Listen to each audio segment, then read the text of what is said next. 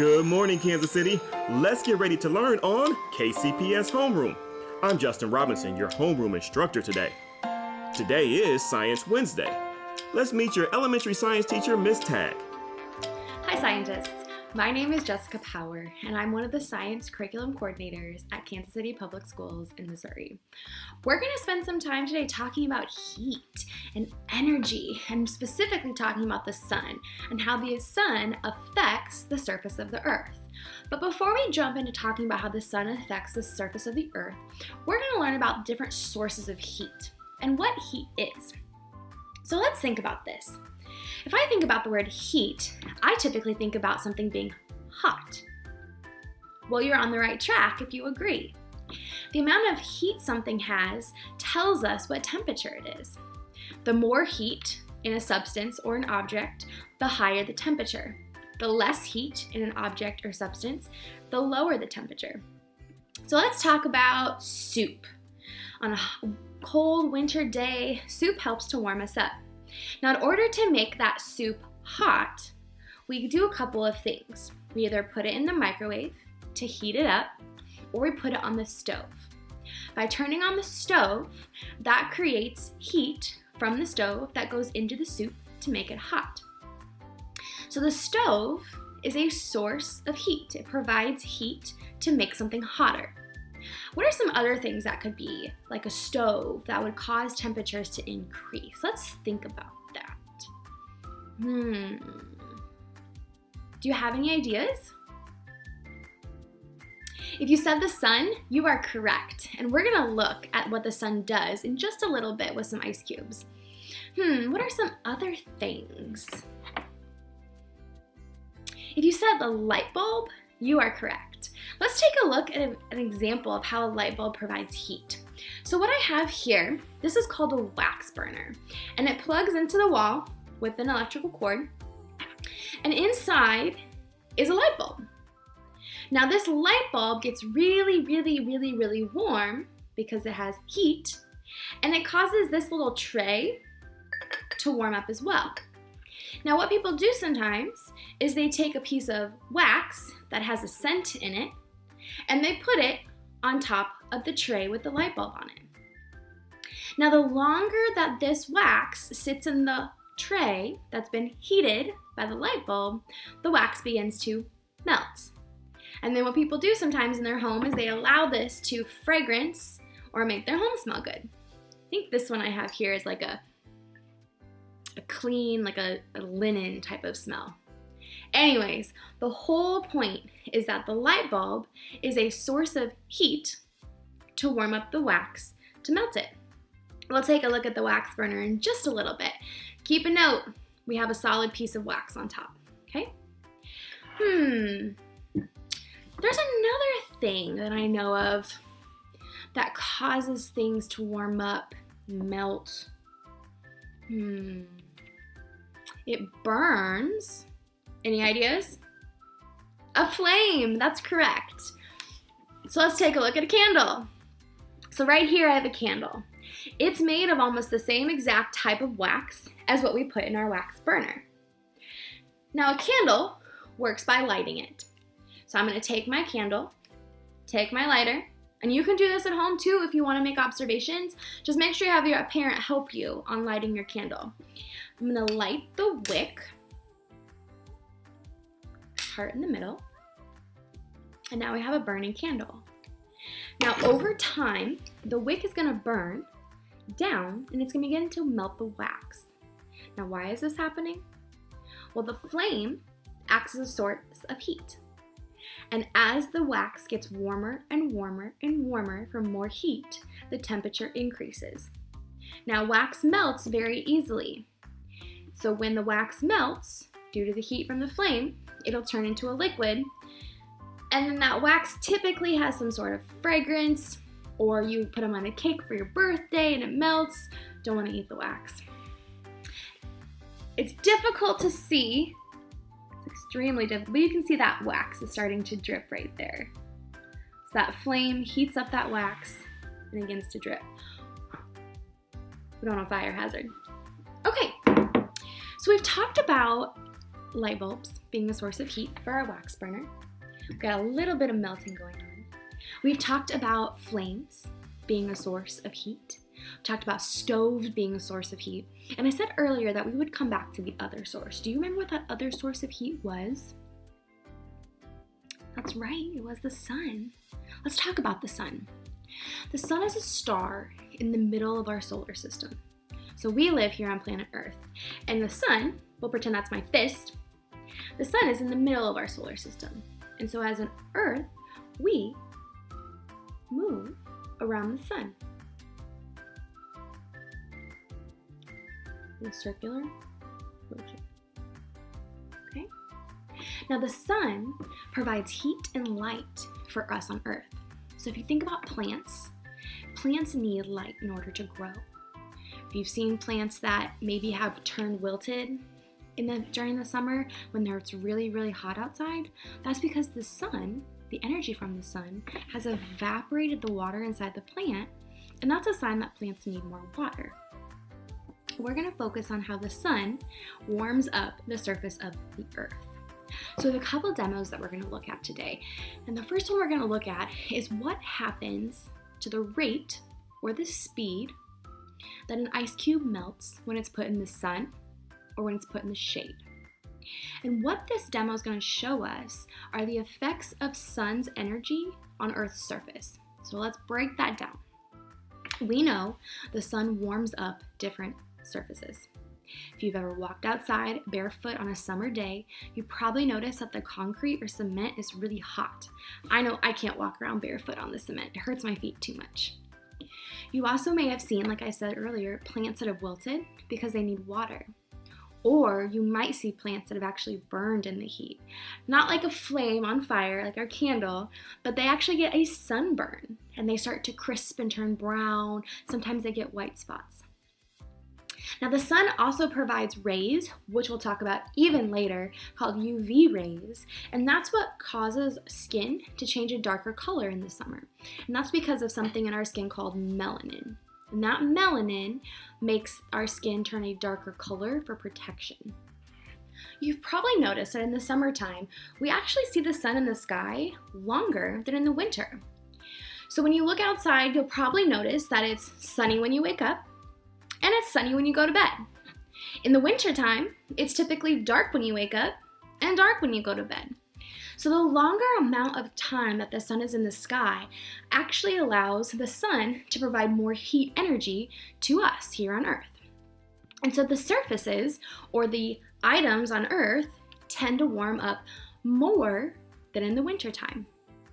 Let's talk about the warming effects of the sun.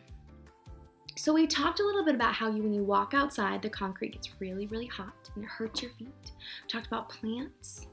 Sometimes if it's hot enough, you can even cook an egg on the sidewalk. If you've seen videos down in Arizona where it gets to be extremely hot, or even here in Kansas City, on some summer days, it gets hot enough, above 95 degrees typically, that when the heat from the sun warms up the concrete itself gets up to be around 150 degrees Fahrenheit. That's warm enough to cook an egg. So you can lay a piece of foil out, just to be safe. Crack your egg on the foil, which is on the concrete, and over time, it will cook your egg. Yes, you can eat the egg, it's cooked. Okay, let's talk about our demos for today. We're not gonna cook an egg today. It's not actually hot enough in Kansas City. But we can see the effects of the sun's direct rays. Let's talk about what it means to be a direct ray. A direct ray means that the light is shining straight on an object. So it'll be sunny. Now, indirect means that there won't be light shining directly on the area. We also know that as shade. So we're going to compare how fast it takes an ice cube in the sun to melt compared to an ice cube in the shade. My prediction, or my hypothesis, is that the ice cube that sits in the sun, getting the direct sunlight, or more heat, is going to melt faster than the ice cube sitting in the shade, or getting indirect sun. I think that's going to happen because the surface that I put the ice cube on will be warmer due to the amount of direct heat than the surface that the ice cube is going to go on in the shade. So let's go take a look. Okay, scientists, so we're going to try our ice cube demonstration. I have a cup of ice cubes right here, and we're going to place one of these ice cubes into the sun, and we're going to place one of these ice cubes in the shade. So here's our ice cube in the sun, and here's our ice cube in the shade. So we're going to let these sit for a little bit. We're going to watch them melt. We're going to see which one melts faster. The one that's in the direct sun, in the sunny area, or the one that's in the shade, in the indirect sun area.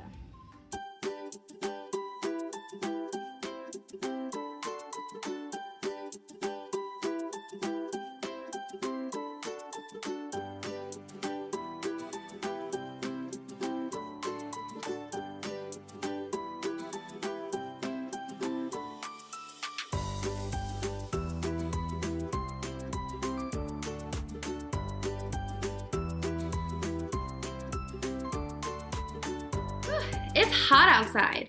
Okay, scientists, so we took a look at our ice cubes. We timed the ice cubes. We saw the ice cube in the sun did in fact melt faster than the ice cube that was in the shade. We proved our hypothesis to be correct. Now let's talk about something else the sun causes. I mentioned earlier that the sun causes our skin to tan. And that happens from something called ultraviolet rays. You may have heard the word violet. We know violet as a kind of purple color. But outside, you can't see these ultraviolet rays, but we know they're there because we can test for them. Now, ultraviolet rays come in two forms. There's ultraviolet A rays and ultraviolet B rays.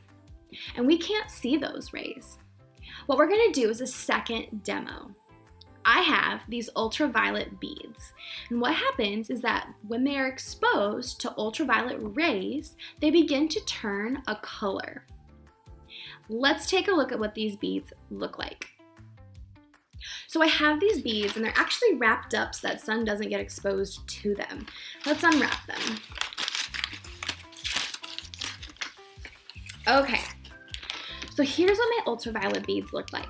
You can tell they're just a basic white bead. But when we take these out into the sunlight, they should begin to turn a color. Now that color is going to prove to us that there's ultraviolet rays or energy from the sun that we can't see, but affects these beads. Now think of these beads like skin. The darker these beads become, the more ultraviolet rays have been exposed to them, meaning the more energy or rays they've absorbed.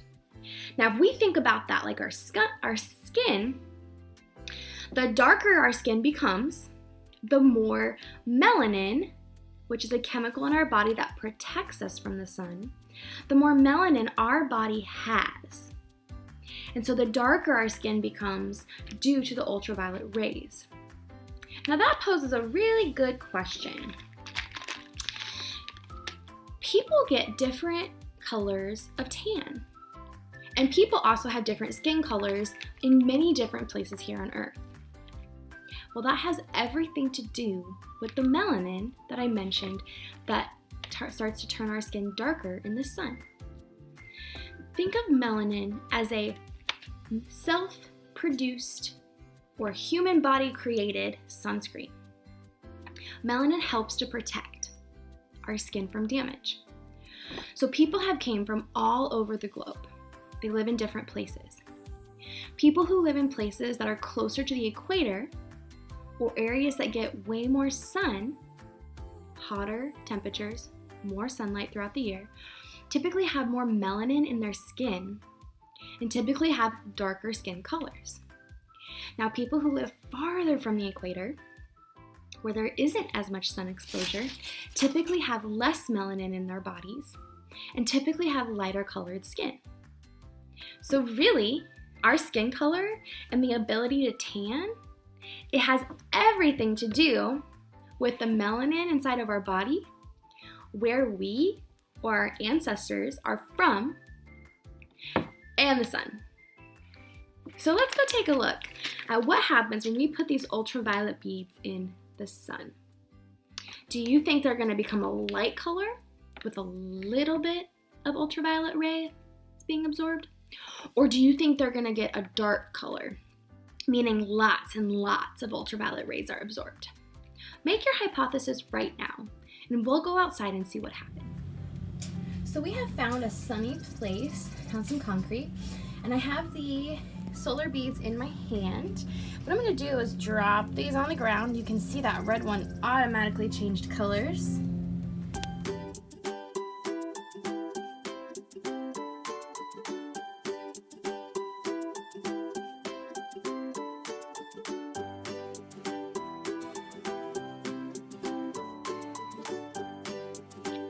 Okay, scientists, so we're back inside after testing out the ice cubes and after testing out the solar beads.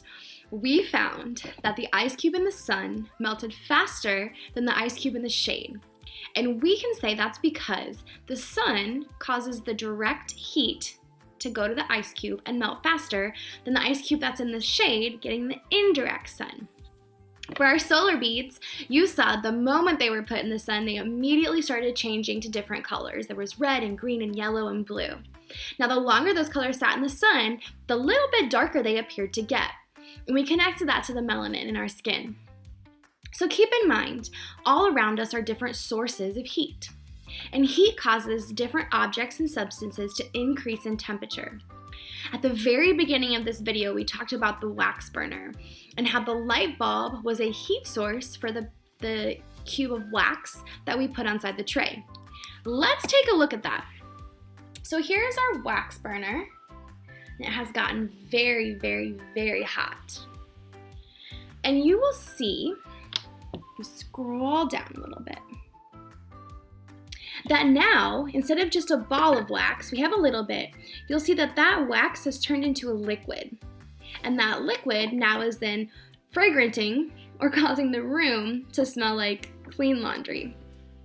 So again, just another example of how sources of heat can cause the temperature of an object to increase. And that then makes that wax, as our example, melt. So, the next time you're outside, take a look, walk on the grass, compare the grass, how hot the grass is to how hot the concrete is. Take a look at what happens when you leave a rock or, I don't know, you leave a candy bar outside. See what happens when you expose different objects to heat. Do they melt? Do they get softer? Do they freeze? I think there's another reason that happens. You take a look for yourself. Thank you for watching and have a great day.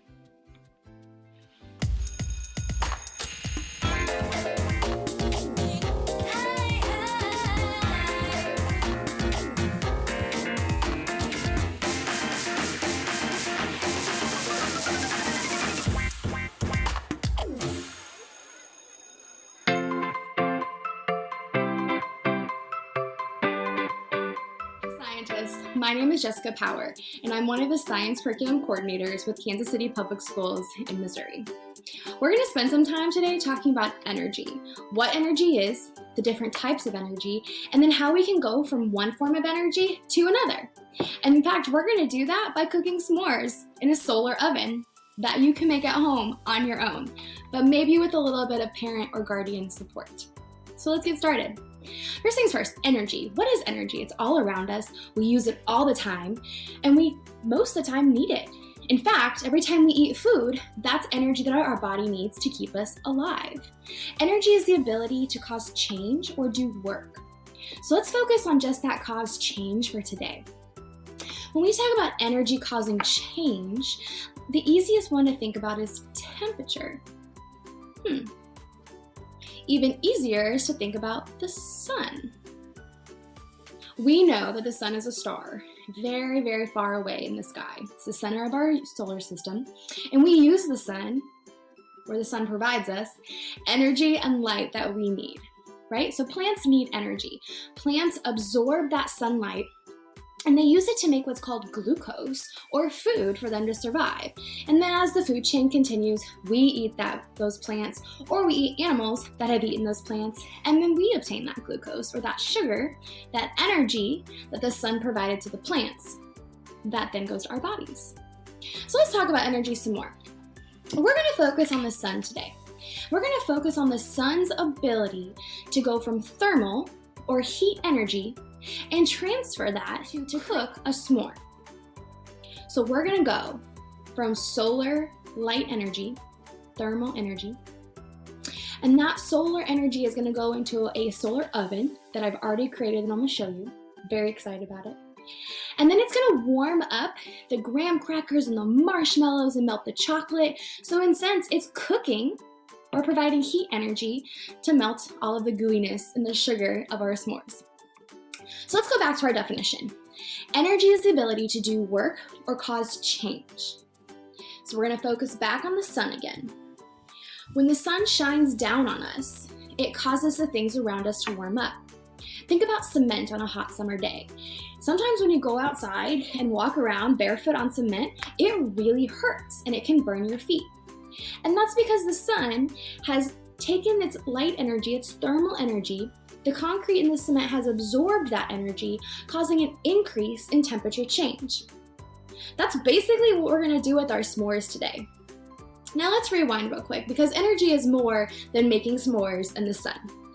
There's different forms of energy. Some of those forms include sound, they include light, they include motion, they include heat or thermal, they include electricity, they include nuclear. Maybe you've heard of nuclear energy. That's a little bit more advanced than what we're talking about today though. So let's get down to business with our solar oven. So for our solar oven, you can make one of these at home as well. All you need is a shoebox or some sort of box that you can cut a flap into. For your box, you're gonna cut a flap 1 inch around the perimeter, but you're gonna wanna leave that flap so that we can open and close it. Next, you're gonna line the inside of your box on all sides with aluminum foil. I use clear tape to help tape down the foil so it stayed. You could use glue, or you don't really need to use anything if you don't want to. Next, I made sure that the lid, or the flap here, was also covered in aluminum foil, because that's gonna help to reflect the light that's gonna cause the heat and the temperature to increase inside of our oven. Last, I put just a clear piece of plastic wrap or cellophane, whatever you call it, over the box. So here's how this breakdown works. We're gonna set this solar oven, into the sun. The sun is gonna shine down and it's gonna provide it with solar energy, thermal light energy. That light energy is going to be reflected and trapped inside of this oven. Now our cardboard, the actual box itself, and the clear plastic on top is going to act as an insulator, and it's going to help trap all that light energy. And the more light energy that we attract and we contain or keep inside this box, the hotter the inside of the box is going to get. Now, the hotter the box gets, the warmer the things that are inside of it are going to get as well. So we're going to stick this outside. We're going to let it preheat. You know how you turn the oven on, you hit preheat and it warms up to whatever degree you need it? We're just gonna set this in the sun and let it preheat. Then, once it preheats, we're gonna stick a graham cracker, a marshmallow, and a piece of chocolate inside. And we're gonna create s'mores, not even having to go into the kitchen. So, again, to make one of these solar ovens, you're first gonna find a box, shoebox, works great. I found just a box laying around at home that had a bunch of science stuff in it. You're gonna cut a flap about 1 inch from the perimeter of the box. Then you're going to cover the inside of your solar oven with foil. Again, I taped my foil down. You do not have to if you don't want to. Lastly, I put a piece of clear plastic wrap over the top, over this hole. Now I have mine loose. You can kind of see that. That way I can still get inside of the oven. So I'm still able to put things inside of it, and then I can just peel back that plastic wrap to help insulate it. Okay? I will see you outside. Okay, scientists, so you can see that we've placed our box outside in the sun. We've got the sun shining down, and those rays are going to reflect inside of our solar oven. You'll notice I have the flap open just a little bit to allow the sun's rays to get into the box. Those rays are then going to increase the internal temperature of our box. So we're going to come back in about 15-20 minutes. We'll put our graham cracker, we'll put our marshmallow, we'll put our chocolate inside the box, and we'll cook our s'more. Okay, scientists, we're back and we've let our solar oven heat up to a very warm temperature. I went ahead and just pulled that plastic wrap back a little bit. That way we could get the plate with the marshmallows inside. Now you'll notice I didn't put chocolate in here. It is way too hot outside today. So if we were gonna put chocolate in those, that chocolate would melt way before these marshmallows warm up. So we're gonna go ahead and take, you'll notice just to make things a little less messy, I put some, I just have a paper plate and some aluminum foil. We're gonna go ahead and slip this into the solar oven. Hopefully we don't lose a marshmallow. Okay. We're gonna pull our plastic wrap back so it helps insulate. And we're gonna let our oven sit with our marshmallows, and we'll come back when they're cooked. All right, scientists, we're back. We can see some changes happening with our marshmallows. I'm gonna peel back the plastic a little bit. We can poke at it. Woo! See that? Our marshmallow is getting really gooey. Can you see how soft the marshmallow is? It's pulling up sugar on my finger. So we're gonna take these back inside.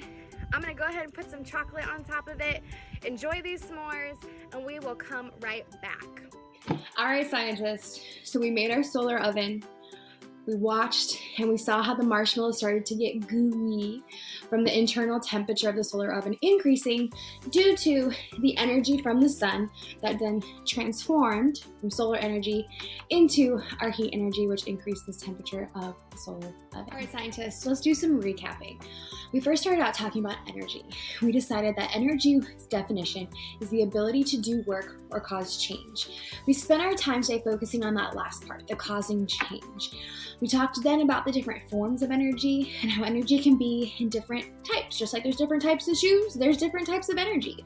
There's sound energy and light energy and thermal energy and solar energy and nuclear energy. Oh, we could just keep going. And mechanical energy, and we'll worry about that later. The point is that with all the different kinds of energy around us, they don't just stay in that one form of energy. They transfer or convert from one form to another. So today's example with the solar oven is we went from solar energy and we transferred that into heat energy. We're able to take energy from the sun, right? Those radiation rays, that light energy. We were able to capture that inside of our solar energy box in order to increase the temperature of our solar oven to make our s'mores. There's other ways to transform energy. If you think about, like we talked about earlier, flipping on a light switch, that's nothing more than a circuit. There's stored energy. That's once the light switch is turned on, that energy then travels through the wires in your house or any building, and then allows you to have light energy, which allows us to see. Same thing with TVs, same thing with computers. There's a reason you have to plug in a cell phone in order to get a charge. You take energy that comes from the outlets, that electrical energy, and that then is turned into a different form of energy that allows us to use our phones or computers. When you think about riding in a car, we have to put gasoline in our vehicles. And that gasoline, once we turn our vehicle on, gets changed into a form of energy that allows the vehicle to go. There's so many different forms of energy, but we just focused on a really simple one today that allowed us to use our solar oven.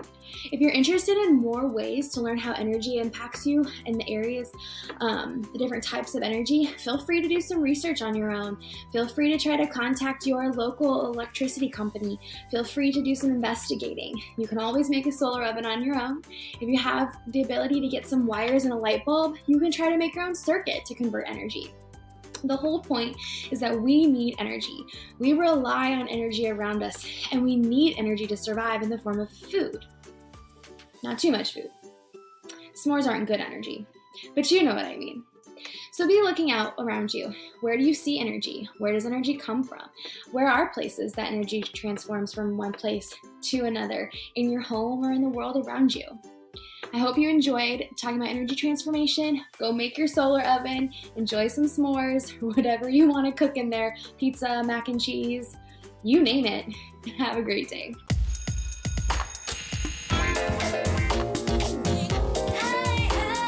Thank you, Ms. Tag. We'll see you next week. And now for your secondary science lesson, here's Dr. Phil Jones.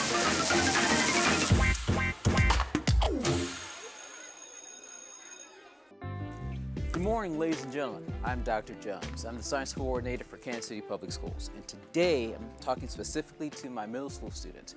And we're going to be talking about the structure of chemical reactions. Now, understand, when we talk about chemical reactions in middle school, what we're really talking about is what happens before and after an event, or before and after a reaction takes place. Now, before we get into this whole discussion, well, what really is a chemical reaction? Think of it this way.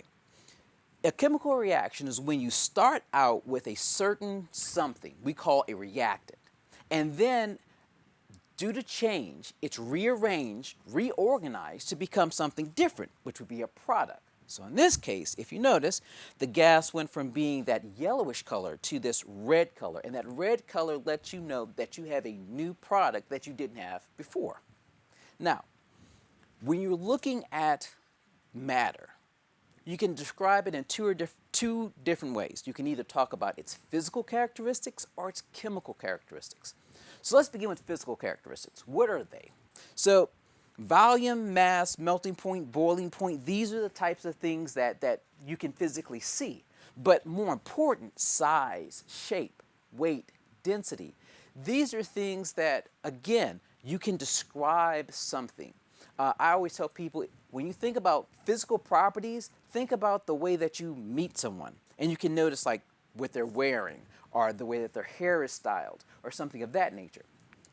Chemical properties are what's inside, okay? Again, similar to people. So, for example, reactivity with other chemicals. I have two children. My son, he's older, he's in high school. If you put him in a group of strangers, he will immediately start to introduce himself. He's very, very open. He's very easy to approach. My daughter's in middle school. She is completely the opposite. If you put her in a group of people that she doesn't know, she will literally just cocoon herself. So you see that just like with chemicals, people, depending on what's inside, can either react with a new group or be very, very distant and restrained from a new group. Toxicity. Now, I know that you've seen this image sometimes following trucks, and really this image tells you about the chemical properties inside a vehicle. Well, when you talking about toxicity, you're talking about doing harm. And I do know that you probably have a few friends that you already know. They are kind of toxic. They're the ones that talk about people. They're the ones that post, things that you really wouldn't want to say in a group of folks. In addition to that, flammability. There are certain compounds and chemicals that will immediately ignite. And again, I know you have some friends that it doesn't take a lot to just set them off.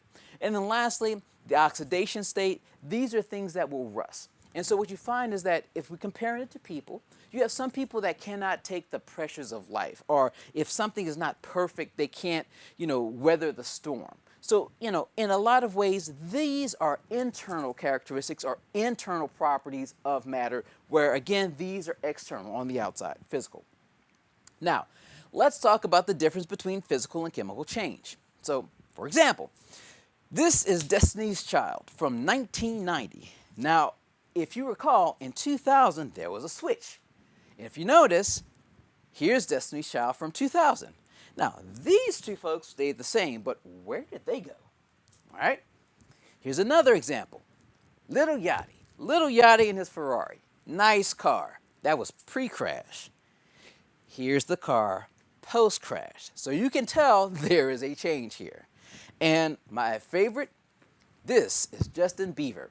Justin Bieber before Selena Gomez. Well, here's Justin Bieber after Haley Baldwin. And if you notice, This little guy, yeah, you could easily come into my house. Hey, you could date my daughter. This dude wouldn't let him walk my dog. I'm just saying, rough life. But the whole point is this. Some changes you can reverse, some you can't. So let's talk about characteristics between physical changes and our chemical changes. So let's start with the first one, up top. Physical changes that occur will not change the composition of matter, whereas a chemical change will. So again, let's look at Justin. Justin Bieber before, Justin Bieber after, it's the same guy. We haven't really changed who he is internally, but there's some external differences. However, if you look at the composition of Destiny's Child, they did change. So in this case, this would be like a chemical reaction because we physically changed the composition. We took two people out, added one new person, okay? Another one deals with reversibility. Physical changes can be reversed. Chemical changes are irreversible. They can't be reversed. Now, as much as Justin may want to go back to this kid, not going to happen. However, let's say these two decide, you know what? I'm not doing anything post-COVID. Hey, let's get a Destiny Child 1990 reunion concert going. Well, she's still around. And she's still around too. Notice, you could actually go back to the 1990 version of Destiny's Child. Now, new products being formed. Now, this is very important, and here's why. Although this car cannot be driven, technically, everything that was on the car before the accident could be found somewhere on the street after the accident. It didn't really make anything new. Now, yeah, I know the airbag went off, but let's not, split hairs here, okay? Now, let's talk about how it reacts to environmental changes or changes in heating and cooling. These are ice cubes in the sun. No problem, they melt, keep your drink cold. This is ice cube in the sun. Here's the difference. If you notice, that's that same look that your dad would give you anytime he said cut the grass, and you were like, okay, and then you went out and played with your friends, and then you came back, and that dude opened up the door. Yeah, you don't want that. This is a snowball. I come from New Orleans, Louisiana, and this is a frozen drink. All we do is take some ice, put a little juice on top, great dessert. Cool you off, wonderful. This is also a snowball, but this is the snowball from Animal Farm. And I will tell you, if you put that in a cold place, he would probably start shivering and things of that nature. So if you notice, when we're talking about chemical and physical changes, yes, a physical change will change the state, but you don't have all these other reactions going on, especially absorbing and releasing energy. Now, next, when we talk about bonds being formed, well, here's one thing I want to show you. When you heat water, right? And again, we're talking about just putting it on the stove. You can boil this water all day and night. You're not going to make any new bonds. Steam, liquid water, and ice, still water. However, if you take an egg and put it in that water, all right, what will happen is you'll start changing the composition of the actual proteins. You'll rearrange them. You do the same thing when you put lye or you put a permanent in your hair. So anytime you chemically alter your hair, you're changing those proteins, just like when you add heat to an egg, okay? And trust, once that happens, you're not going back to this egg, okay? Now, let's talk about signs of chemical reactions. And this is the most important part of this because you're going to need to know how to tell if a reaction has taken place. So the first thing, color change. I like Sammy. This is my boy Sammy. Sammy before, Sammy after. Now, here's the thing about Sammy. I don't care what Michael Jackson or Uncle Ruckus says. That is not reverse vitiligo. That, my friend, is what happens when you put bleach on your skin. All right? Next, formation of bubbles and gas. Now, here's the thing. Everybody knows about Mentos and Coke. This is great. This is wonderful. Here's the thing about that. They're outside. Here's why that's important. If you try this inside, then you got to meet this dude, which you don't want to do. So remember, Mentos and Coke outside, not inside, or you get ice cube in the sun. All right. Changes in odors. I know. The cow, yes.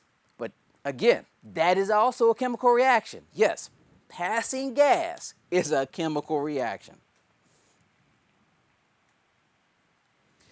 Formation of particulates. Now, when I say particulates, some people get it confused with like rain. No. Here's what we're talking about. You ever had juice that's been in the refrigerator for a while and you kind of swirl it around and you see these things kind of floating in it, all right? Yeah, things have happened. You also find in chemistry that you can take two things that are clear, put them together, and you'll get stuff like this. That's a reaction. So this is something that happened when I added the two chemicals together. Changes in temperature, hot hands and cold packs, both of which are caused by a chemical reaction. And then the last one for all of you Halloween fans, the glow stick. If you ever had a glow stick, until you go crack and open it up, it will not illuminate. But once you do that, it will glow until the reaction stops. Sometimes 6 hours, 8 hours later, your glow stick is still glowing in your room. Yes. So, all in all, here's the take-home message. First of all, chemical reactions will change your reactant, what you started out with, to a product, something completely different. You can tell that a chemical reaction has occurred if one of these or multiple of these occur. And more important, not all reactions are chemical reactions. Some of them are just physical changes like melting melting ice and forming water or boiling water and making steam. I hope this helps you out. And next time, I'll actually show you some reactions where this is taking place. Thank you.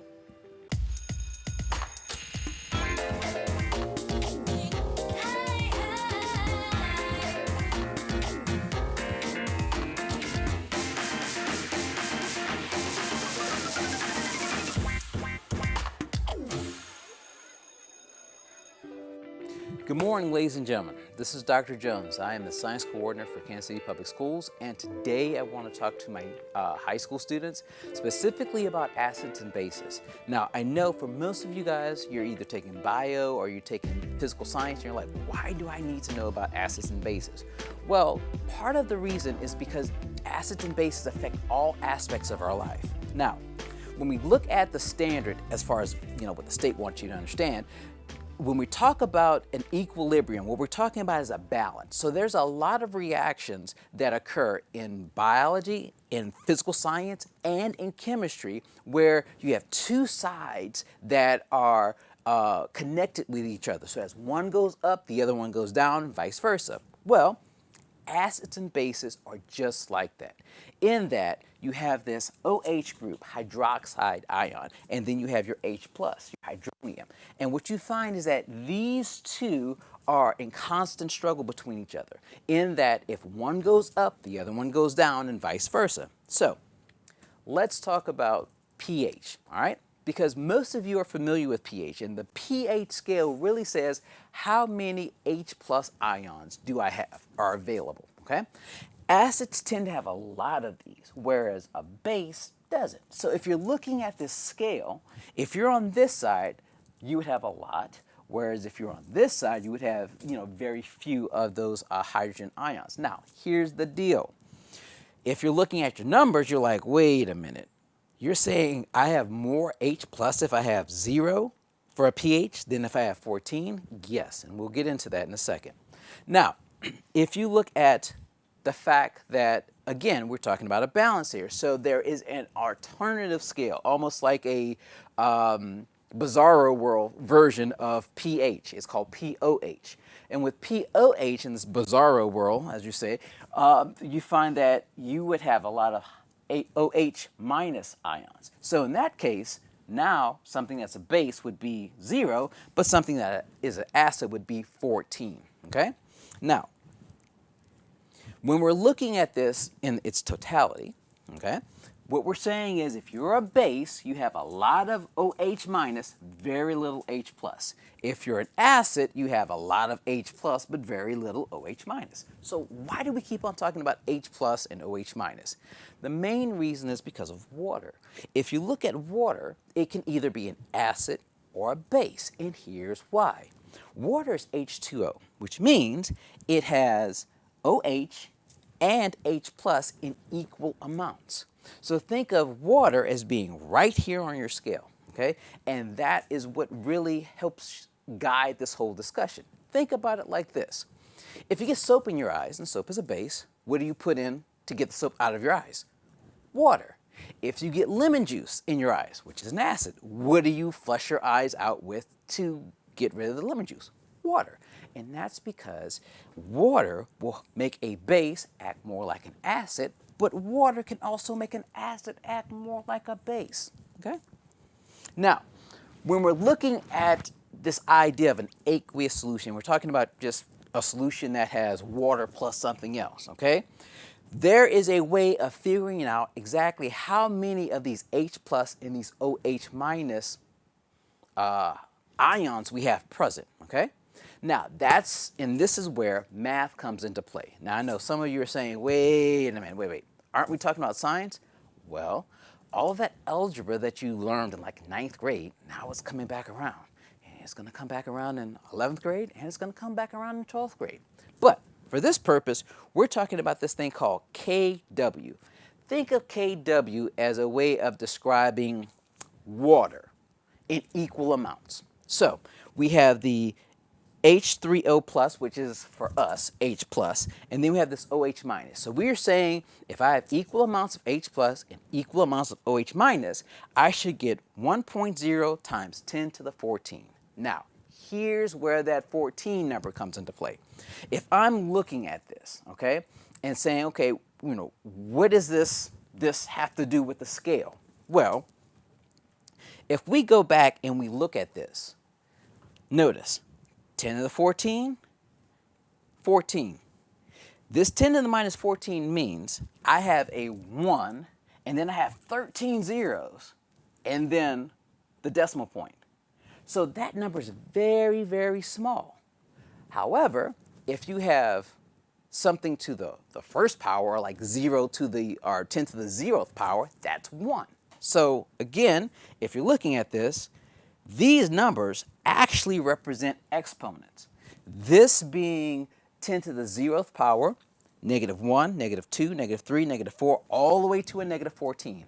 Now, again, don't get caught up on that as much as the fact that just realize that as this number gets bigger, my amount actually gets smaller, okay? That's why something that has a pH of, let's say, 10 has less hydrogen ions than something that has a pH of 1. Because this technically is 10 to the minus 10, whereas this is 10 to the minus 1. All right? Okay, now, let's look at one of our problems. So, for example, if I know one side of this, which would be like the OH side, I could calculate the H plus side. Here's how. All right? And this is kind of, again, where this algebra comes into play. If you recall from algebra, if you have something on one side of the equation and you divide it by both sides, you can technically move a number over. So in this case, here's what I'm doing. I said, okay, we have 3.4 times 10 to the minus 5. All right, great, wonderful. That number on this little equation is right here. I know that 10 to the 14, that's that magical number that represents water on both sides. If I divide this, that'll give me this quantity or this number on this side, okay? And so really all you're doing is you're just taking whatever number you get here and you're dividing that into your 1 times 10 to the minus 14 number. It's that simple. A lot of times people get caught up on the whole thing about pH because you have an exponent, but really, it's not that difficult. Okay? Look at this. I have the hydrogen ion, H+. We're looking for the OH. Again, all I have to do is just take the number that they gave me and divide it into 1.0 times 10 to the minus 14. That's simple. All right, so now that we have the hydrogen ion concentration, what is that saying? Or the OH concentration, what is that saying? Well, if I have a number that is higher or smaller than, let's say, 10 to the minus 7, then that lets you know that you're going to be on the higher end of the scale. So, for example, notice, hydrogen ion number, right, H+, 10 to the minus 12, which means this thing is actually going to be a base. If we go back to this one, notice this has a H+ number of 10 to the minus 5. So think of this thing as being like an acid, all right? So let's talk about exponents, all right? So first of all, let's say we have 10 to the 0th power, all right?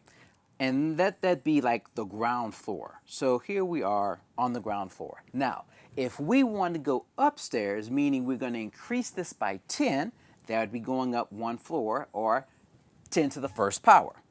If we go up 2 floors, and let's say now we're at 100, that would be 10 to the second. Well, the same thing with pH, but we're going down.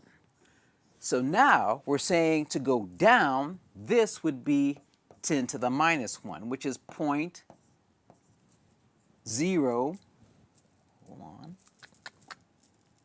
All right? If we go down 2 levels, minus 2, that would be 0.01. So when we're looking at pH and we're looking at these numbers, when you have a 0, think of a 0 as being 10 to the 0th power, or the same thing as equaling 1. When we go 14, think of that as being 10 to the minus 14, which would be the same thing as saying 1, 2, 3, 4, 5, 6, 7, 8, 10, 11, 12, 13.0. All right, so you can see this number is very small compared to 1, okay? So that's why 10 to the 0, or a pH of 0, is a lot bigger than a pH of 14, all right?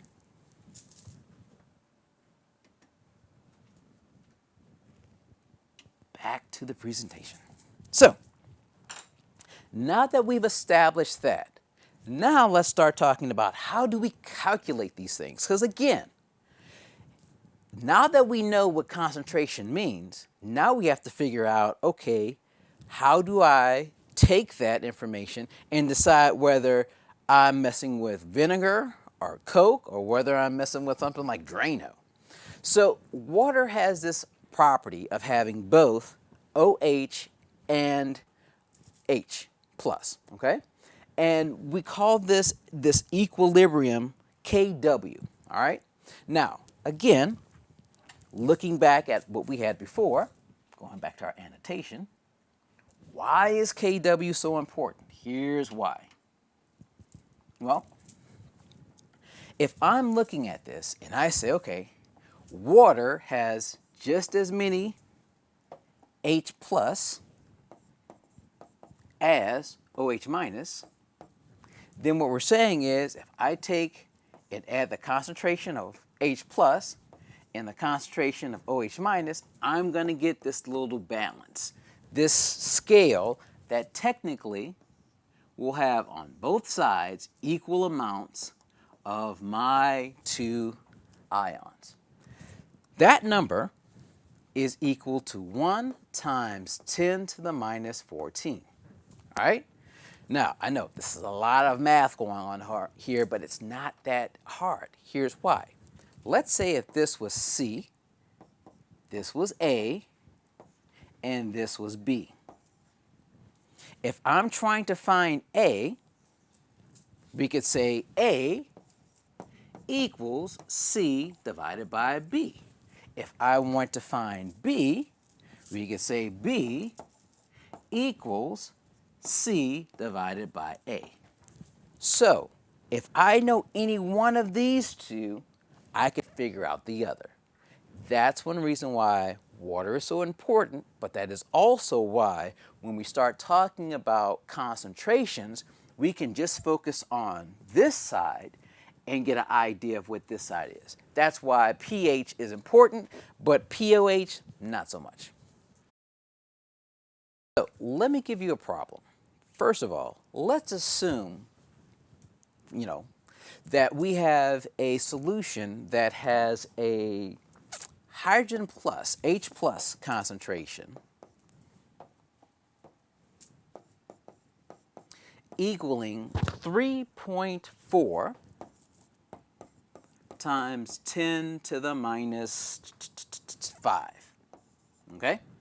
Now, again, remember, 1 times 10 to the minus 14 equals whatever this concentration is for H plus times whatever the concentration is for OH minus. This number goes here. So when we look at the math here, all we have to do is plug in and substitute. Here's what I mean. So we have 1.0 times 10 to the minus 14. That's our KW number, right? That's that number that we say is kind of like water, where you have equal on both sides.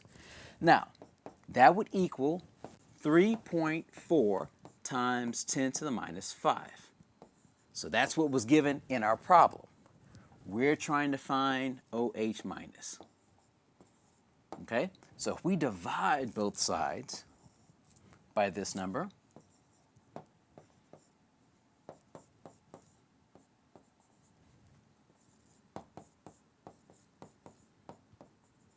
then what we're left with is just our OH minus concentration. And this is going to actually give you a OH minus concentration of, hopefully you have your calculators, 2.9 times 10 to the minus 10. Now, here's the question. Which number's bigger? Is this bigger or is this bigger? Well, remember what we said. When we're looking at our exponents, this is technically like saying 0, 1, 2, 3, 4, and then a 1. This is like saying 0, 1, 2, 3, 4, 5, 6, 7, 8, 9, then a 1. So who's bigger? This is. And so in this case, this would be an acid. Now, when we come back next time, I'm going to show you how to take this and then calculate pH. Because that's the number that you see on jars, on canisters, and that's the one that you really want. Because this is the one that is low for acids and high for bases. See you next time.